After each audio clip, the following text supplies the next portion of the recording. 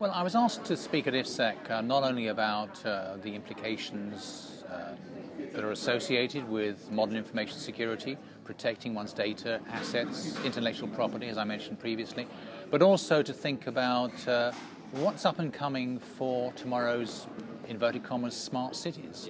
The Singapores, the Dubais, potentially the Londons of this world.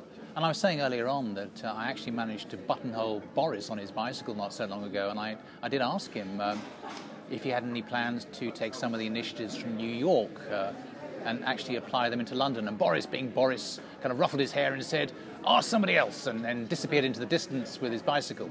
But certainly London is a major hub, and I'm in Singapore next month. I'm in Hong Kong the day before I actually speak at your conference.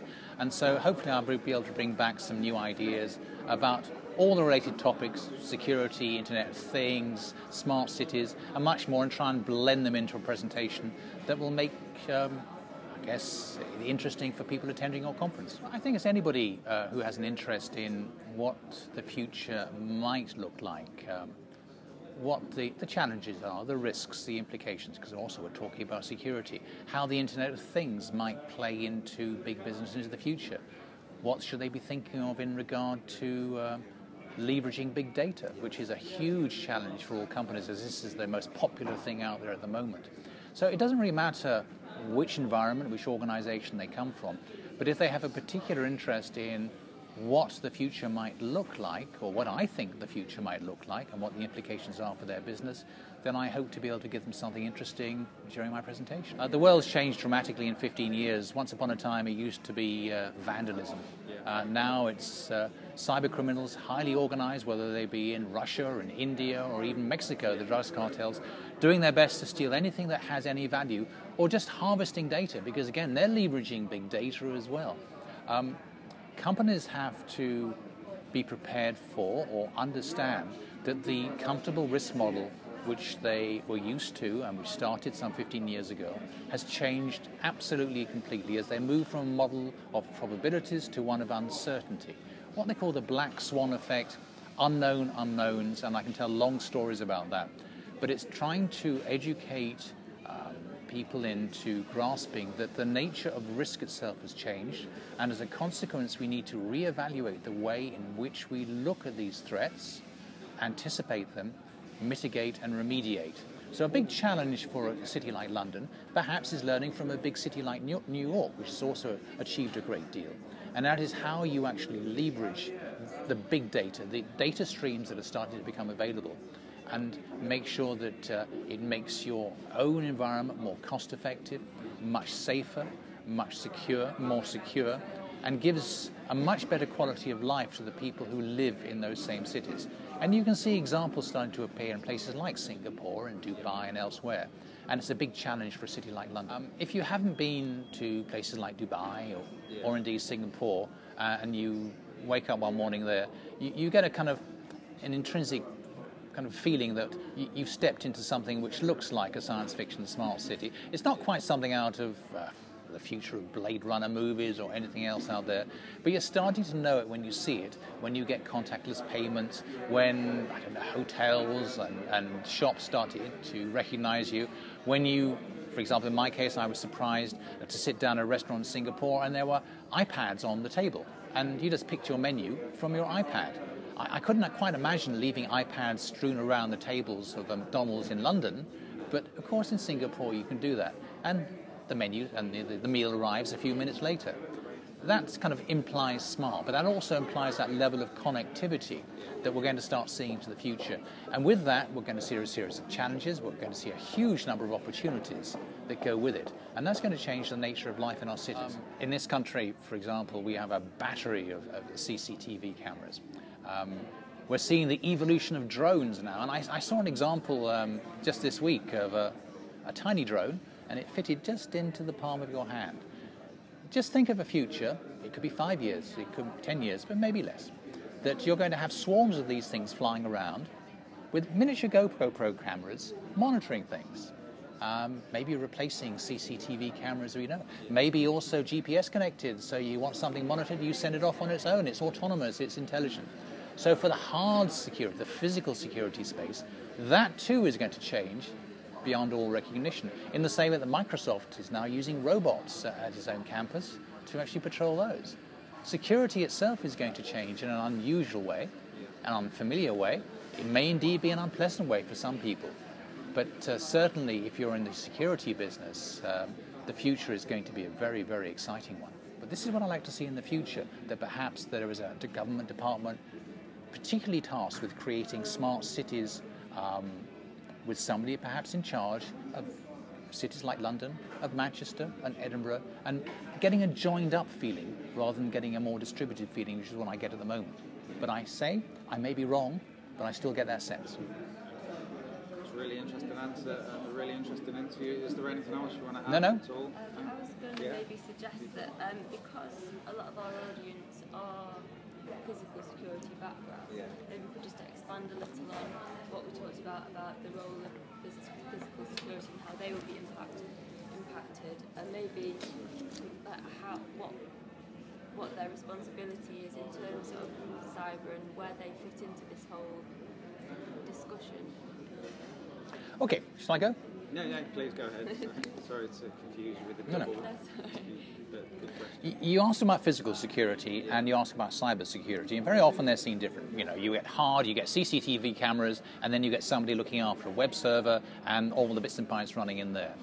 But they're kind of worlds in collision, because into the future now we're starting to see the opportunities in the security space, which are driven by artificial intelligence, which are driven by robotics, and which are driven by very small devices like the small drone I mentioned earlier on, which fits in the palm of your hand. And in a couple of years' time, it'll have a better battery, it'll be able to fly off, GPS regulated, and do its own thing intelligently, filming at the same time. Now that raises all kinds of privacy questions and other things besides. But it means that if you're in the harder security space, your industry is going to change, perhaps out of recognition. If you think of the coming of the car as opposed to the horse at the beginning of the last century, or the telephone, how did the radio impact security? How did GPS? How did video cameras? How did CCTV? Within the next 5 years, we're probably going to see a leap in the security space, which is kind of equivalent to seeing the arrival of the CCTV camera. Businesses can adopt the most common sense policies out there, looking after their assets, obviously making sure that they have the best people in place, the policies and the procedures. There's a lot of guidance out there. But I think the most important thing today is you need to look at risk from basically a hacker's perspective. What is the single point of failure perhaps in your organization? And I'll draw on a story, I might use it at the event. The famous novelist Ernest Hemingway was asked once, how did you go bankrupt? And he replied, slowly and then suddenly. And I think that kind of sums up where information security is today, because you don't know for sure whether somebody is on your network now or perhaps has already stolen your data. But there's a very high probability, if you look at, for example, the crime records here in the UK, that your data has already been compromised in one way, manner or form. And you have to try and anticipate that. You have to try and think like the bad guys, and also take into account the dangers as such that if your data has been stolen, how do you remediate it, and how do you best make sure that if data or intellectual property has been stolen, that you are in a position to protect your customers and indeed the reputation of your company. When we were chatting over a cup of coffee, I mentioned that I'm Singapore in April, and then I'm speaking at your conference the day after I come out of Hong Kong. London is a major hub city as well. We're seeing this incredible convergence of miniaturized, intelligent technologies, whether they be beacons, whether they be RFID chips, whether they be things like hives or nests in the home, obviously. Tomorrow is going to look like a swarm of interconnected devices out there.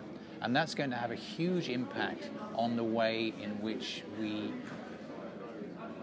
relate to our environment, and particularly the cities in which we live, as more and more of what we do becomes automated, and more of what we do becomes a data stream, a data source. We're worrying about skills-related unemployment. That's going to have a big impact on our society in the future. I don't think politicians are quite prepared for it. But at the same time, we need to be aware that that will also create other jobs too. And if you think, for example, the arrival of the motor car in the United States, with the motor car you had the development of roads, you had the development of cafes, you had the development of garages. Huge opportunities suddenly started to arrive as a consequence of the development and the arrival of one fast-moving opportunity. And I'd say the same thing is true for the future, that it's going to be skills-based, there are going to be opportunities there. Certainly it's going to be driven by education, but it's not necessarily something to be frightened by. It's something that we can all take as opportunities, or we can still recognize the opportunities there, but it's one that may catch us by surprise. So you can have a dystopic view, but the opportunity still exists for those who are prepared to take. That was 15 years ago. I was speaking at the Emirates Forum in Dubai, and I had the great privilege of sitting down to dinner with the ruler of Dubai and a former Prime Minister of Australia. And what occurred to me at the time was, obviously, Dubai was my first visit. It was quite staggering what had been achieved. And obviously what I noticed at the same time was that if you presented a good idea to the ruler of Dubai, then it was going to happen very, very swiftly indeed. One of the challenges of living in our great democracy is things happen by committee. And I think this is one of the challenges perhaps we face in a great city like London, is I don't personally get a sense, and I may be wrong, that anybody is specifically tasked with directing the opportunity that we see in our own great city of making it a smart city. As a raft of converging technologies start to come together, like drones, mobile cameras, robotics, like the kind of thing which is protecting Microsoft's plant now, and a lot more.